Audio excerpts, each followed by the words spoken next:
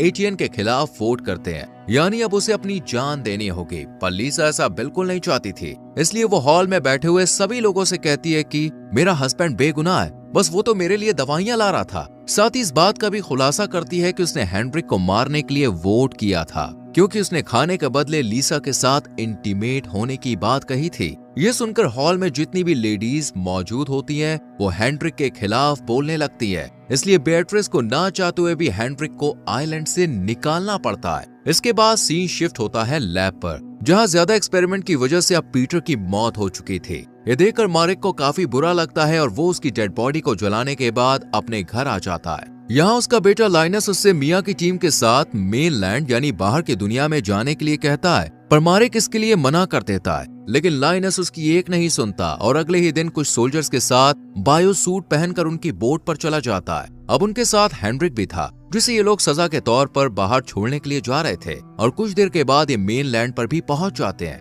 जिसके बाद एक सोल्जर हेनरिक से कहता है कि वह बोट से उतरकर नीचे चला जाए, पर वो ऐसा करने के लिए तैयार नहीं था। ये देखकर हांस नाम का एक सोल्जर गुस्से में उसे एक जोरदार मुक्का मारता है, क्योंकि उसकी बहन के साथ भी हेनरिक ने गलत काम किया था, और फिर वो जल्दी से यहाँ से भाग जाता है। दूसरी तरफ आइलैंड पर बेatrice अपनी एक एम्प्लॉय के साथ वाटर सप्लायर के एक चीफ इंजीनियर से मिलने के लिए जाती है, क्योंकि पानी का मीटर खराब हो चुका था। बेatrice जब उस इंजीनियर से बात कर रही होती है, तब उसकी एम्प्लॉय की नजर एक रेडियो पर पड़ती है, जिसे देखकर वो थोड़ी हैरान हो जाती है, क्योंकि इस आइलैंड पर रेडियो रखना इल्लीगल था। अब चीफ मीटर को ठीक करने के बाद बेatrice से अपनी वाइफ को भी इस आइलैंड पर लाने की रिक्वेस्ट करता है, लेकिन वो मना कर देती है। इधर सभी सोल्जर लाइनस को बोट पर रुकने की कहकर पूरे शहर में घूमने के लिए निकल जाते हैं, जहां उनकी मुलाकात अर्ल नाम के एक आदमी से होती है। ये सोल्जर्स उसे खाने का कुछ सामान देते हैं और इसके बदले में अर्ल इन्हें 2 बड़े बड़े बॉक्सेस और कुछ दवाइयां देता है। वहीं दूसरी तरफ लाइनस, जो कि इन सभी सोल्जर का बोट पर इंतजार कर रहा था,